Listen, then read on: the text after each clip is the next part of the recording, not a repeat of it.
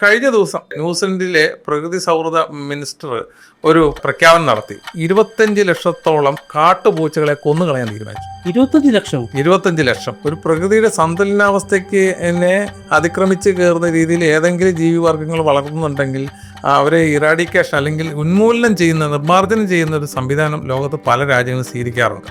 അവരെ കൊന്നുകളയാൻ കാട്ടുപൂച്ചകൾ പെറ്റുപെരുകി അവിടുത്തെ പക്ഷികൾക്ക് കുറെ പ്രത്യേകത ഉണ്ട്. കിവി, ഹിഹി എന്നൊക്കെ പറഞ്ഞ പക്ഷികളൊക്കെ ഉണ്ട്. അത് പറക്കാൻ പറ്റാത്ത പക്ഷികൾ. ഇതിനെല്ലാം പിടിച്ചു തിന്നിയാണ്. പക്ഷികൾ ഒരു വർഷം 8 ലക്ഷത്തോളം പക്ഷികളാണ് ഈ കാട്ടുപൂച്ചകൾ മൂലം മരണപ്പെടുന്നതാണ് കണക്ക്. പക്ഷി ഒരു വലിയ ആവാസ വ്യവസ്ഥയുടെ വലിയൊരു ഭാഗമാണ്. പലയിടത്തുനിന്നും അത് അപ്രത്യക്ഷമായിക്കൊണ്ടിരിക്കുകയാണ് പല പക്ഷികളും. 2050 ആകുമ്പോഴത്തേക്കും ഇങ്ങനത്തെ ഇര പിടിച്ച് ജീവിക്കുന്ന ജീവികളെ ഭൂരിഭാഗവും ഉന്മൂലനം ചെയ്യുക, അവിടുത്തെ ആ പഴയ ആവാസ വ്യവസ്ഥ അതുപോലെ നിലനിർത്തുക. ഇത് കണക്ക് കൂട്ടി അവർ കണ്ടുപിടിച്ചിട്ട് ഒരു മന്ത്രി പ്രഖ്യാപനം നടത്തുമ്പോൾ പിന്നിലൊരു പഠനം കാണുമല്ലോ. അപ്പൊ അങ്ങനെ പഠനം നടത്തിയിട്ടാണ് ഇത് കണ്ടുപിടിച്ചിരിക്കുന്നത്. തീർച്ചയാണ്. ഇതിനു മുമ്പ് അവിടെ ഇതേപോലെ നടന്നിട്ടുണ്ട്. 2020-2023 കാലഘട്ടങ്ങളിൽ മയിലുകളെ കൂട്ടത്തോടെ കൊന്നു. മയിലുകളെ നമ്മുടെ നാട്ടിലൊക്കെ മയിലുകൾ ഇഷ്ടം പോലെ ഉണ്ട്, നമ്മുടെ കൃഷി നശിപ്പിക്കുന്നുണ്ട്. പക്ഷെ അവിടുത്തെ കൃഷിയും അവിടുത്തെ ആവാസ വ്യവസ്ഥകളെ നശിപ്പിക്കുന്ന രീതിയിൽ അവിടുത്തെ മയിലുകൾ പെറ്റുപെരുകി എന്ന് കണ്ടിട്ടാണ് മയിലുകളെ കൊല്ലാൻ തീരുമാനിച്ചത്. അതിനു മുമ്പ് മാനുകൾ കൂടുതൽ അവിടെ ഉണ്ടാവുകയും മാനുകളെ കൂട്ടത്തോടെ കൊല്ലുന്നൊരു സംവിധാനം ഉണ്ടായി. കാരണം വേട്ടയാടി പിടിച്ച് മാനുകളെ കൊല്ലുവാനും മാനിറച്ചി വിറ്റ് അവിടെയുള്ള ആൾക്കാരത് എക്സ്പോർട്ട് വരെ ചെയ്തിരുന്ന ഒരു കാലഘട്ടമുണ്ട്. ഓസ്ട്രേലിയയുടെ കാര്യം പറഞ്ഞാൽ ഇതിനേക്കാളും വലിയ രസകരമായ ഒരുപാട് കാര്യങ്ങളാണ് ഓസ്ട്രേലിയയെ സംബന്ധിച്ചിട്ടുണ്ട്. ഈ 1850-ലും 59-ലാന്ന് തോന്നുന്നു തോമസ് ഓസ്റ്റിൻ എന്ന് പറയുന്ന ഒരാൾ അവിടെ കുടിയേറിയ. കാരണം യൂറോപ്പിൽ നിന്ന് ഒരുപാട് ആൾക്കാർ കുടിയേറി പല രീതിയിലായിട്ട് അവിടെ കുടിയേറിയ ആൾക്കാരുണ്ട്, അവിടെ തടവുകാരായിട്ട് അവിടെ എത്തിച്ച ആൾക്കാരുണ്ട്. അങ്ങനെ വലിയൊരു ഭൂഖണ്ഡമാണ്, വലിയൊരു ദ്വീപാണ് ഓസ്ട്രേലിയ. ഇന്ത്യയുടെ 2.5 ഇരട്ടി മുഴുപ്പുള്ള 5 ടൈം സോണുള്ള വലിയ രാജ്യമാണ്. അപ്പോൾ ആ രാജ്യത്ത് വിക്ടോറിയയിൽ വന്ന് താമസിച്ച തോമസ് ഓസ്റ്റിന് കപ്പലിൽ 12 ജോഡി മൊയിലുകളെ കൊണ്ടുവന്നു. എന്നിട്ട് ആ കാട്ടിലേക്ക് ഇറക്കി വിട്ടു. പിന്നീട് വന്നു കഴിഞ്ഞാൽ ഇത് പെട്ടെന്ന് പെറ്റുവരുന്ന ഒരു ജീവിയാണല്ലോ മൊയിലുകൾ. അത് അവിടെ വളർന്ന് 20 കോടിയോളം മൊയിലുകളായി. കാരണം കാട്ടിൽ ഇത് പോയി കഴിഞ്ഞാൽ ഇത് പെട്ടെന്ന് ഡെവലപ്പ് ചെയ്ത് 20 കോടി. കാരണം അവിടുത്തെ ആവാസ വ്യവസ്ഥയ്ക്ക് ഇതിൻ്റെ ആവശ്യമില്ല. സത്യം പറഞ്ഞാൽ അവിടെ നൂറ്റാണ്ടുകൾ പഴക്കമുള്ള അല്ലെങ്കിൽ എത്രയോ കാലാതി നമ്മൾ കണ്ടുപിടിക്കുക അത്രയും പഴക്കമുള്ളൊരു ദ്വീപാണ്. അപ്പോൾ അവിടെ ഉണ്ടായിരുന്ന ഒരു മൃഗമല്ല മുയൽ. ഏറ്റവും വലിയ പ്രശ്നം എന്ന് പറഞ്ഞാൽ അവിടെ കൃഷി മുഴുവൻ നശിപ്പിക്കാൻ തുടങ്ങി. അപ്പോൾ അവർ തീരുമാനിച്ച് വേലി കെട്ടണം. അല്ലാതെ ഇതിന് വേറെ വഴികളില്ല. വേലി കെട്ടി കഴിഞ്ഞ് കഴിഞ്ഞാൽ ഈ മൊയിലുകളെ വേർതിരിക്കുക, അതായത് മരുഭൂമിയും കൃഷിയിടങ്ങളിലേക്ക് എത്തുന്ന സ്ഥലത്തു നിന്ന് ബാക്കി, അതായത് നിങ്ങൾ ഓസ്ട്രേലിയയുടെ മാപ്പ് എടുത്ത് നോക്കിയാൽ അറിയാം, നടുക്ക് മുഴുവൻ മരുഭൂമിയാണ്. സൈഡിൽ കോസ്റ്റൽ ഏരിയയിൽ മാത്രമാണ് ഭൂരിഭാഗം ആൾക്കാർ താമസിക്കുന്നത്. ഉൾപ്രദേശത്ത് താമസിക്കുന്ന ആൾക്കാർ കുറവാണ്.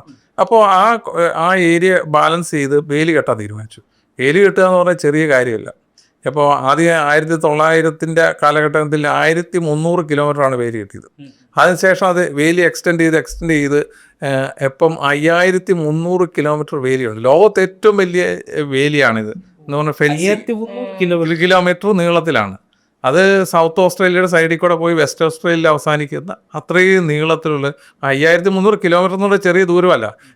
കന്യാകുമാരിയിൽ നിന്ന് കാശ്മീർ വരെ പോയി 2 പ്രാവശ്യം പോകാനുള്ള ദൂരമുണ്ട്. അത്രയും നീളത്തിലാണ് ഈ വേലി കെട്ടിയത്. ഈ വേലി കെട്ടി തിരിക്കുന്നതിൻ്റെ ഇടയ്ക്ക് വേറെയും പ്രതിസന്ധികളുണ്ട്. ഒന്നാമത് ആ കാടിൻ്റെ സൈഡിൽ കൂടെ അല്ലെ കാടിൻ്റെ അകത്തോടെയൊക്കെ വേലി കിട്ടുക എന്ന് പറയുന്നത് ഭയങ്കര ഒരു ഭഗീരഥ യജ്ഞം തന്നെയാണ്.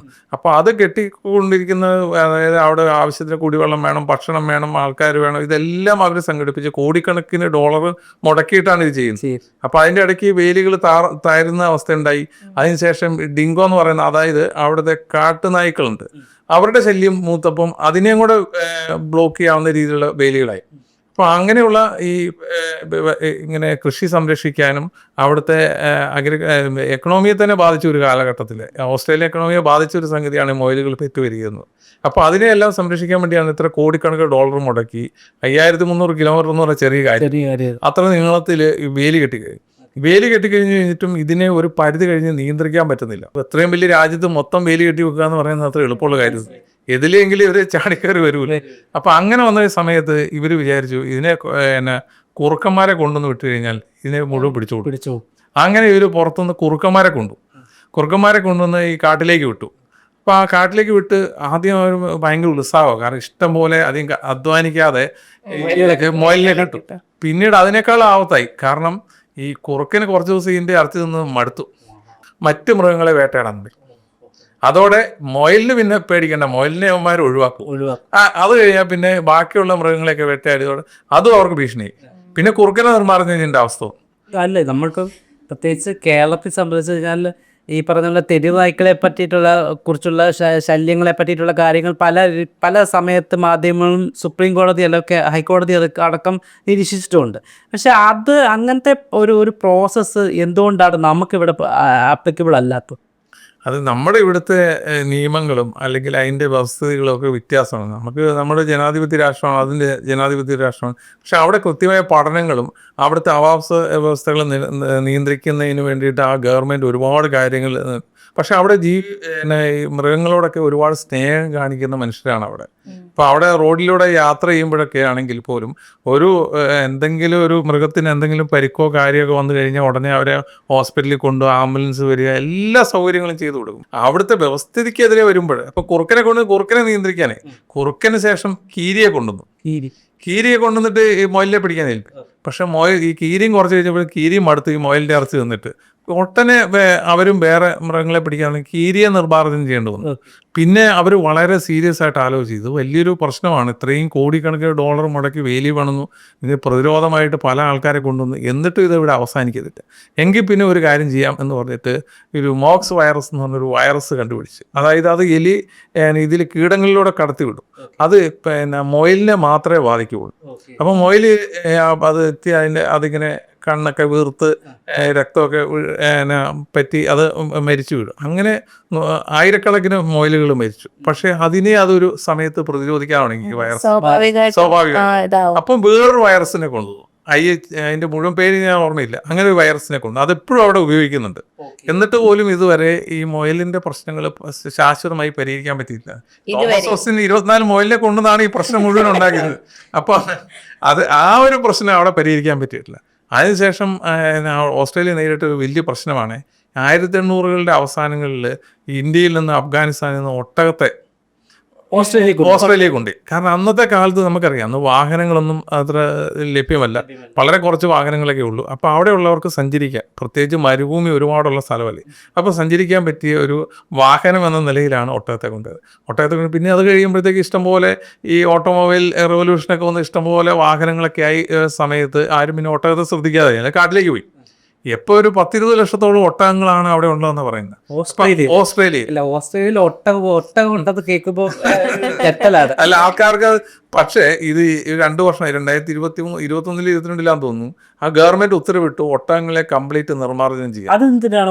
കാരണം ഒട്ടകം ഇത് ഒരുപാട് പെറ്റുപെരുകി. ഒട്ടകം അവിടുത്തെ കുടിവെള്ളങ്ങൾ, അതായത് 2021, 2023 കാലഘട്ടങ്ങളിലൊക്കെ അവിടെ രൂക്ഷമായ വരൾച്ച ഉണ്ടായി. അതായത് ആഗോളതാപനത്തിൻ്റെ ഭാഗമായിട്ടും ഒക്കെ രൂക്ഷമായ വരൾച്ചയുണ്ട്. ഈ വരൾച്ച ഉണ്ടായ സമയത്ത് കുടിവെള്ളക്ഷാമം നേരിട്ടു. പക്ഷെ ഒരു ഒട്ടകം കുടിക്കുന്നത് 15 ലിറ്റർ. അപ്പം അങ്ങനെ വരുന്ന ഒട്ടകത്തിൻ്റെ ഇത് 1-2 ഒട്ടുമല്ലല്ലോ, ലൈനായിട്ട് വന്നിട്ട് ഒരു തടാകം മുഴുവൻ വലിച്ചു കുടിച്ച് തീർക്കാൻ മിനിറ്റുകൾ മതി ഒട്ടകത്തിൽ. അപ്പം അങ്ങനെ വന്നു കഴിഞ്ഞപ്പോഴത്തേക്ക് അത് വലിയ പ്രശ്നമായി. പിന്നെ വ്യാപകമായ കൃഷിനാശത്തിന് കാരണമായി. അപ്പം അങ്ങനെ പല കാരണങ്ങൾ കൊണ്ട് ഒട്ടകത്തെ നിർമ്മാർജ്ജനം ചെയ്യണമെന്നുള്ള തീരുമാനമെത്തി.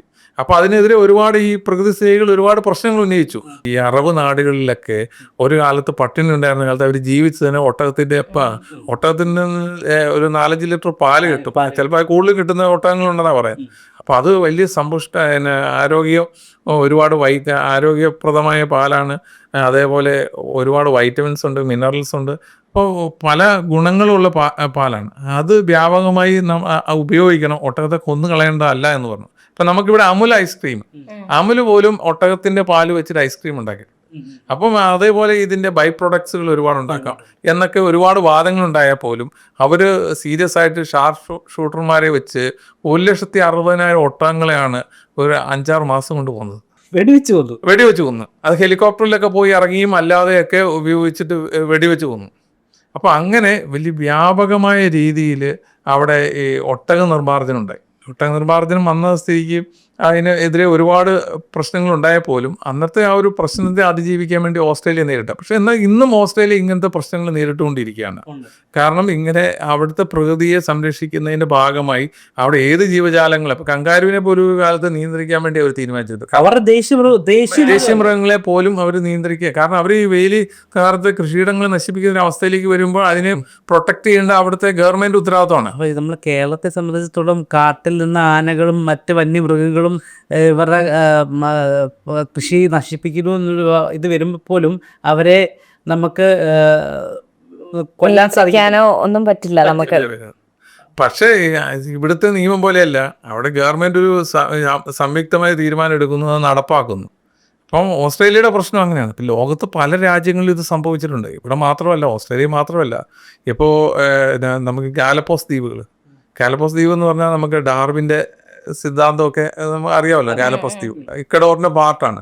അവിടെ ഒരു കാലത്ത് ഏതാണ്ട് ലക്ഷക്കണക്കിന് ആടുകളെയാണ് കൊണ്ടുന്നത്. കാട്ടിൽ ജീവിക്കുന്ന ആടുകളോ അത് അവിടുത്തെ ആവാസ വ്യവസ്ഥയ്ക്ക് ഭീഷണിയാണെന്ന് പറഞ്ഞിട്ട് ഗവൺമെൻറ് നിർമ്മാർജ്ജനം ചെയ്തു. അപ്പോൾ ഇതെല്ലാം ഈ കൊല്ലുന്ന ഇതിന്റെ മീറ്റ് ആൾക്കാർക്ക് വിൽക്കുമോ? അതെന്താണ് ചെയ്യുക? ഇതിന് പ്രോപ്പറായിട്ടല്ലല്ലോ സ്ലോട്ടർ ചെയ്യുന്നു. അപ്പം അത് അങ്ങനെ ഉണ്ടെങ്കിൽ അതൊക്കെ വികസിത രാജ്യങ്ങളിൽ ഒരിക്കലും അങ്ങനത്തെ കാര്യങ്ങൾ ഉപയോഗിക്കാൻ പറ്റത്തില്ല. അപ്പം ഇങ്ങനെ അവിടെ അതേപോലെ ആടുകളെ കൂട്ടമായി കൊന്നു, ലക്ഷക്കണക്കിന് ആടുകളെ ഒരു കാലഘട്ടത്തിൽ. ഇതുപോലെ തന്നെ വേറെ പല രാജ്യങ്ങളും, ഗുവാം എന്ന് പറഞ്ഞാൽ ഈ അമേരിക്കയിലെ 50 സ്റ്റേറ്റാണ്, യുണൈറ്റഡ് സ്റ്റേറ്റ് ഓഫ് അമേരിക്ക. അവർക്ക് 2 ടെറിട്ടറി ഉണ്ട്, സായിപ്പാനും ഗുവാം എന്ന് പറയും. ഈ ഗുവാം എന്ന് പറയുന്നത് നമ്മുടെ ഈ ഫിലിപ്പീൻസിൻ്റെ ഒക്കെ അടുത്തുള്ള ഒരു സ്ഥലമാണ് ഗുവാം എന്ന്. അപ്പം ഗുവാമിൽ ഒരു കാലത്ത് ഇതുപോലെ ഒരുപാട് പാമ്പുകൾ അങ്ങ് പെറ്റുവരി. ആ ദ്വീപിൽ പാമ്പ് ക്രമാതീതമായി വർദ്ധിച്ചു. അപ്പോൾ ആൾക്കാർക്കും അവിടുത്തെ മൃഗങ്ങൾക്കും അവിടുത്തെ കൃഷിക്കും എല്ലാം ഇത് ഭീഷണിയായി മാറി. അപ്പോൾ അവരെ കൊല്ലാൻ വേണ്ടി അമേരിക്ക കണ്ടുപിടിച്ചൊരു മാർഗം എന്നാ വെച്ച് കഴിഞ്ഞാൽ ഈ എലികളെ കൂട്ടത്തോടെ പിടിച്ചു വെച്ചിട്ട് എലികളെ ഈ പാരസെറ്റാമോളും മറ്റ് പാരസെറ്റാമോൾ വിഷമാത്ത ഞാൻ പറയുന്നില്ല, പക്ഷേ ഇത് കഴിച്ചു കഴിഞ്ഞാൽ പാമ്പ് ഇത് കഴിച്ചാൽ ചാകുന്നതാണ് സയൻസ്. എനിക്കിതിൻ്റെ പ്രോപ്പറായിട്ട് സയൻസ് അറിയില്ല. എങ്കിൽ പോലും അങ്ങനെയുള്ള പല വിഷങ്ങളും ഈ എലിയിൽ കുത്തിവെക്കും. എന്നിട്ട് എലിയെ ഹെലികോപ്റ്ററിൽ ഇറക്കും. എന്നിട്ട് കൂട്ടത്തോടെ ഇറക്കിയിട്ടിട്ട് ഈ പാമ്പ് ഇത് കഴിച്ച് പാമ്പ് കൂട്ടത്തോടെ മരിച്ച് ഒരു സമയം ഉണ്ടായിട്ടുണ്ട് ഗുവാമിൽ. അപ്പം അതുപോലെ തന്നെ ഈ നമ്മൾ കുറുക്കൻ്റെ കാര്യം പറഞ്ഞു. ഇപ്പം ആർട്ടിക് ഫോക്സ് എന്ന് പറഞ്ഞൊരു ഫോക്സ് ഉണ്ട്, അത് ഐസ്ലാൻഡ് എന്ന് പറയുന്ന ഒരു വലിയ മനോഹരമായ രാജ്യമാണ്. 3-4 ലക്ഷം ജനങ്ങളെ ഉള്ളൂ. നമ്മൾ ഈ ലോകകപ്പിലൊക്കെ കളിക്കാൻ വന്നപ്പോഴാണ് ഐസ്ലാൻഡിനെ കുറിച്ച് കൂടുതൽ ചർച്ച ചെയ്തത്. അങ്ങനെയാണ് എല്ലാ സമയത്തും ഒരു വലിയ വിൻ്ററൊന്നുമില്ല, എന്നാൽ എപ്പോഴും ഒരു ഐസ് പോലെയുള്ള കാലാവസ്ഥയുള്ള രാജ്യമാണ്. വളരെ മനോഹരമാണ്, ഒരുപാട് കാണാൻ ഭംഗിയുള്ള ഒരുപാട് കാഴ്ചകളുണ്ട്. പക്ഷെ ആ രാജ്യത്ത് ഈ ആർട്ടിക് ഫോക്സ് ആദ്യം ആ ഗവൺമെൻറ് തീരുമാനിച്ചു ഇത് നമ്മളുടെ ഒരുപാട് ഉപദ്രവങ്ങൾ വരുത്തുന്നുണ്ട്, അതുകൊണ്ട് ആർട്ടിക് ഫോക്സിനെ ഇവിടുന്ന് ഒഴിവാക്കാൻ വേണ്ടി തീരുമാനിച്ചു. അപ്പോൾ ആർട്ടിക് ഫോക്സിനെ ഇവർ കുറേശ്ശെ ഒഴിവാക്കി കഴിച്ചപ്പോഴാണ് അവർക്ക് കാര്യം മനസ്സിലായത്. ആ ഒരു ആവാസ വ്യവസ്ഥ നമ്മൾ സാധാരണ കാണുന്നതിൽ വ്യത്യസ്തതയുണ്ട് ആ രാജ്യത്ത്. നമ്മുടെ ഇവിടുത്തെ പോലെ പച്ചപ്പൊന്നും ഒരുപാടില്ല, വേറൊരു തരം ഈ ചെറിയ ചെറിയ ചെടികൾ പോലെയുള്ളതാണ് ഉള്ളത്, അല്ല ഇവിടെ മരങ്ങളൊന്നും അവിടെ കാണാനില്ല. അപ്പോൾ അതുകൊണ്ട് അങ്ങനെയുള്ള ഐസ്ലാൻഡിൽ ഈ ആർട്ടിക് ഫോക്സ് അവിടുത്തെ ആവാസ വ്യവസ്ഥയ്ക്ക് ഒരുപാട് സംഭാവന ചെയ്യുന്നുണ്ട്. അതേ ഗവൺമെൻറ് തീരുമാനിച്ച് ആർട്ടിക് ഫോക്സിനെ സംരക്ഷിക്കണം, അതിനെ തിരിച്ചു കൊണ്ടുവരണം എന്നുള്ള സിസ്റ്റത്തിലേക്ക് വന്നു. അപ്പം ചിലയിടത്ത് ഈ ഗവൺമെൻറ് എടുക്കുന്ന തീരുമാനങ്ങൾ തെറ്റാവും, ചിലയിടത്ത് ഇത് നേരെയാകും. അഥവാ അർജന്റീനയിലെ പാറ്റഗോണിയയിലും ചിലിയിലും അല്ല ഇതുപോലെ എലിയെ, പിന്നെ വേറൊരു ഇതുണ്ട് ബീവർ എന്ന് പറഞ്ഞ, അപ്പം അതിനെയൊക്കെ ഉന്മൂലനം ചെയ്യുന്ന ഒരുപാട് സംഭവങ്ങൾ ഉണ്ടായിട്ടുണ്ട്. അമേരിക്കയിൽ സംഭവിച്ചിട്ടുണ്ട്. അമേരിക്കയിലെ പല സ്റ്റേറ്റുകളിലും പല ഇതേപോലെ ജീവിവർഗങ്ങളെയും ഉന്മൂലനം ചെയ്യുക. കാരണം അവിടുത്തെ വ്യവസ്ഥയ്ക്ക് കൂടുതൽ ഹാനികരമെന്ന് തോന്നുന്നിടത്ത് ഇതെല്ലാം ചെയ്യുന്നുണ്ട്. പിന്നെ പല സ്ഥലങ്ങളിലും നമ്മുടെ നാട്ടിലൊക്കെ പണ്ട് നായാട്ടൊക്കെ നടത്തുന്നവരുണ്ട്, അത് ഭയങ്കര കുറ്റകരമാണ്. പക്ഷെ പല രാജ്യങ്ങളിലും നായാട്ടിനെ അനുകൂലിച്ച് അല്ലെങ്കിൽ നായാട്ടിന് സമയങ്ങൾ കൊടുക്കും. അതായത് ഒരു വർഷത്തെ 360 ദിവസമല്ല, ചില സമയങ്ങളിൽ ഇത് കൊടുക്കും. ചില ആഫ്രിക്കൻ കൺട്രീസിലെ ഹിപ്പോപ്പൊട്ടാമസിനെ വരെ നമുക്ക് അവരുടെ ഗവൺമെന്റ് ലീഗൽ പെർമിഷൻ എടുത്തിട്ട് ഹണ്ട് ചെയ്യാൻ പറ്റും. അതിപ്പോൾ അത് ഇങ്ങനെ അതിനൊരു ടൈമുണ്ട്, എല്ലാ സമയത്തും പോയി 365 ദിവസം തന്നെ ഗവൺമെന്റ് അതെല്ലാം കൃത്യമായി കാൽക്കുലേറ്റ് ചെയ്ത് അതിനുള്ള അവസരങ്ങൾ കൊടുക്കാറുണ്ട്. നമ്മുടെ നാട്ടിൽ അങ്ങനത്തെ നിയമങ്ങളൊന്നുമില്ല, നായാട്ട് ഇവിടുത്തെ നിയമവിരുദ്ധമായ സംഗതിയാണ്. അപ്പോൾ അത് നമുക്ക് ചെയ്യാനും പറ്റത്തില്ല. അങ്ങനെയുള്ള ഓരോ കാര്യങ്ങളും എല്ലാ രാജ്യങ്ങളിലും കാലാകാലങ്ങളിൽ നടക്കുന്നുണ്ട്. അപ്പം അതിന് ഏറ്റവും വലിയ ഉദാഹരണമാണ് ഈ 1950 കാലഘട്ടങ്ങളിൽ മാവോ സേതുങ് ചതുർകീട നിർമ്മാർജ്ജനം എന്ന് പറഞ്ഞു. അതായത് കുതിക്കുന്ന ചൈനയ്ക്കൊപ്പം അതിൻ്റെ ഈ കാർഷിക വ്യവസ്ഥിതി വളർത്താൻ വേണ്ടിയിട്ട് അവർ ചെയ്തതെന്ന് പറഞ്ഞാൽ അന്നത്തെ ഒരു വലിയ കണ്ടുപിടുത്തം ചൈനയുടെ എന്താണെന്ന് ചോദിച്ചു കഴിഞ്ഞാൽ ഈ കീടങ്ങളാണ് ഏറ്റവും കൂടുതൽ അവിടെ കൃഷിയെ നശിപ്പിക്കുന്നത്. അപ്പം 4 കീടങ്ങളെ അവർ ഐഡന്റിഫൈ: ഈച്ച, മറ്റ് ചെറിയ കീടങ്ങൾ, എലി, പിന്നെ കുരുവി.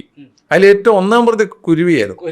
കുരുവിനെ എവിടെ കണ്ടാലും ഓടിച്ചോണമെന്നാണ് പറഞ്ഞത്. അത് പാത്രങ്ങൾ കൂട്ടി ഓടിക്കുക, അതിനെ കൊല്ലുക, കുരുവി കൂട്ടങ്ങളെ ഒരുമിച്ച് നശിപ്പിക്കുക, കുരുവിയുടെ മുട്ടകൾ നശിപ്പിക്കുക. ജനങ്ങളെല്ലാവരും ഇത് സഹകരിക്കണമെന്ന് മാവോ സേതു പ്രഖ്യാപിച്ചു. അങ്ങനെ ജനങ്ങൾ മുഴുവനും ഇത് കുരുവിയെ നിർമ്മാർജ്ജനം ചെയ്യുന്ന വലിയ, കാരണം അവർ ചിന്തിച്ചതെന്ന് ചോദിച്ചു കഴിഞ്ഞാൽ കുരുവികൾ മുഴുവൻ പോയി കഴിഞ്ഞാൽ ഞങ്ങളുടെ കൃഷിയൊക്കെ ഡബിൾ ആവും. അപ്പോൾ ചെറിയ കാര്യമല്ലല്ലോ. അപ്പം ജനങ്ങളെല്ലാം ഉത്സാഹിച്ച് ഈ രംഗത്തിറങ്ങി. അങ്ങനെ കുരുവികളെ നിർമ്മാർജ്ജനം ചെയ്തു. ചൈന മൊത്തം കുരുവികളെ ഏതാണ്ട് പൂർണ്ണമായും നിർമ്മാർജ്ജനം ചെയ്തു. നിർമ്മാർജ്ജനം ചെയ്ത് കഴിയുമ്പോഴത്തേക്കുള്ള അവസ്ഥ എന്താ ചോദിച്ചു കഴിഞ്ഞാൽ വെട്ടുക്കിളികൾ കണ്ടമാനം വന്നുകൂടി. വെട്ടുകിളികൾ വന്ന് ആ പ്രദേശത്തെ അല്ലെങ്കിൽ ചൈനയിലെ ഭൂരിഭാഗം കൃഷികൾ നശിപ്പിച്ചു. നമുക്കറിയാം, ഒരാഴ്ച കൊണ്ട് ഒരു പ്രദേശം മുഴുവൻ പച്ച കളർ മാറ്റി വേറെ കളറാക്കി കളയും. അപ്പോൾ അവിടുത്തെ ധാന്യങ്ങളും കൃഷിയും ആവാസ വ്യവസ്ഥയും എല്ലാം നശിപ്പിച്ച് വെട്ടുകിളികൾ ധാരാളമായിട്ട് അവിടെ വന്നു. ഇത് വന്നതോടെ അവിടെ പട്ടിണിയായി. കാരണം കൃഷിയില്ല, ഉൽപ്പാദനമില്ല, മനുഷ്യർ പട്ടിണി കിടന്ന് മരിക്കാൻ തുടങ്ങി. കാലഘട്ടത്തിൽ പല കാരണങ്ങൾ കൊണ്ട്, ഇപ്പം ഇതൊന്നും നമുക്ക് പറയാൻ പറ്റത്തില്ല, എങ്കിൽ പോലും പല കാരണങ്ങൾ കൊണ്ട് 1.5 കോടി മുതൽ 4.5 കോടി ജനങ്ങൾ വരെ അവിടെ മരിച്ചു വീണു എന്ന് പറയുന്നുണ്ട്, ചരിത്രത്തിൽ പറയുന്നത്. അപ്പം അതിൻ്റെ മുഴുവൻ കാരണം ഈ വെട്ടുക്കിളി നിർമ്മാർജ്ജനം എന്ന് പറയാൻ പറ്റത്തില്ല. വെട്ടുക്കിളി അല്ല, കുരുവി നിർമ്മാർജ്ജനം എന്ന് പറയാൻ പറ്റത്തില്ല. പക്ഷേ അതൊരു കാരണമായിരുന്നു. കാരണം എന്തുകൊണ്ട് കഴിഞ്ഞാൽ പട്ടിണിയാണല്ലോ. പട്ടിണി എന്ന് പറഞ്ഞാൽ ഭക്ഷ്യധാന്യങ്ങൾ കിട്ടിയില്ലെങ്കിൽ മനുഷ്യന് പട്ടിണിയാണ്. പട്ടിണിയായാൽ തീർച്ചയായിട്ടും ആൾക്കാർ മരിച്ചു വീഴും. അപ്പോൾ അന്നത്തെ കാലത്ത് ഗവൺമെൻറ് എടുത്ത വലിയ തെറ്റായ തീരുമാനമാണ്. ഗവൺമെൻറ്റിനെ സംബന്ധിച്ച് അത് പോസിറ്റീവായി തോന്നിയെങ്കിൽ പോലും അത് ദൂരവ്യാപകമായ ഫലമുണ്ടായി. അതിൻ്റെ പാർട്ടായിട്ട് ഇത്രയും ജനങ്ങൾ അവിടെ മരിച്ചു വീണു. അതിനുശേഷം അവിടെ സംഭവിച്ച രസകരമായ ഒരു കാര്യം, പോളണ്ടിൽ നിന്ന് കുരുവികളെ ഇറക്കുമതി. അതായത് പോളിഷ് ഗവൺമെൻറ്റിനോട് മാവോ സേതുങ് ആവശ്യപ്പെട്ടു, ഞങ്ങൾക്ക് കുറച്ച് കുരുവികളെ വേണം. അങ്ങനെ വിമാനത്തിലൊക്കെ ആയിട്ട് കുറേ കുരുവികളെ കൊണ്ടുവന്ന് ഇവിടെ വിന്യസിച്ചു. അപ്പോൾ കുരുവികളെ തിരിച്ചു കൊണ്ടുവന്നു. അപ്പോൾ ഇത് ഒരു നമുക്ക് നിലവിലുള്ള ആവാസ വ്യവസ്ഥ എന്താണോ, നമ്മൾ തദ്ദേശീയമായ ആവാസ വ്യവസ്ഥകളെ അതുപോലെ പരിപാലിക്കേണ്ട മനുഷ്യനാണ്. മനുഷ്യർക്ക് ഒരുപാട് കുടിയേറ്റങ്ങൾ ഉണ്ടായിട്ടുണ്ട്.